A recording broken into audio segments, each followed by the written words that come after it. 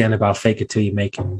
So you're not describing like pure insanity, like, well, we're just going to make up shit. You're just saying, just downright, am I capable of executing on this thing that I'm setting out in front of me? Because without the belief, why even write the goals? Mm-hmm. Yeah, it's not fake it till you make it. It's not deluding yourself. It's looking at it objectively and saying, can this be done? Is it physically possible? Has somebody ever done something similar? If so, then why can't I? Is this breaking some fundamental law of physics? No. Okay, it's possible. So why can't I? This is why you get in. This is why you get in rooms you shouldn't get into. Exactly. Because every time I'm in that room, I go, okay. Like when I went and met a guy that had like 1,400 apartments, I was like, okay, he's cool. Like, I mean, he's a good dude, but he ain't nothing special. Every time I've got, that makes like my coaching certification. Like I'm around all these people that are coaches, 10 of them. I've had no training. And I'm the guy that everybody's pointing to. And I'm going, but wait, I thought you were those guys. And they're like, no, you're the one that's got it. And I'm like, oh, damn. So like, yeah, the coaching certification was great. And I learned a lot.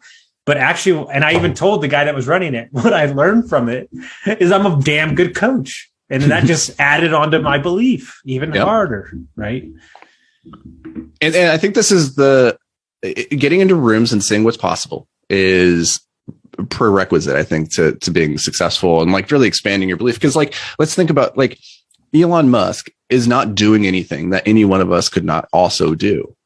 Right. But I think a lot of people would look at that and be like, I can't do that. But it's like, well, it's possible because somebody is doing it. So then the question is like, what is fundamentally different about him in your situation that's keeping you from being able to do similar things? And then just work backwards and say, okay, well, you got to have these skill sets at minimum, right? Like you could say like, you have to have some lucky ass breaks in life, right? Okay. Can't do anything about that, but I can work on the skills. I can work on the habits, the traits that Elon has.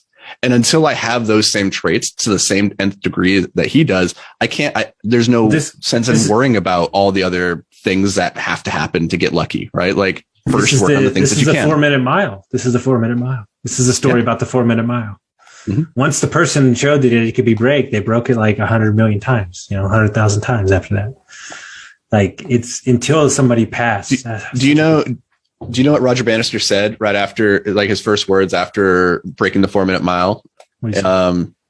He said this phrase in French, and I don't know in French, but it translates to the floodgates are open. I love it. And it was true. He already knew. He knew. Within a couple of weeks, multiple other people had broken it. And now it's just like high schoolers do it casually. It's not a big deal. Right? Like, I love it.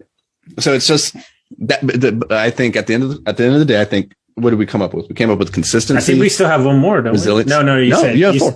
Yeah, you said discipline and belief.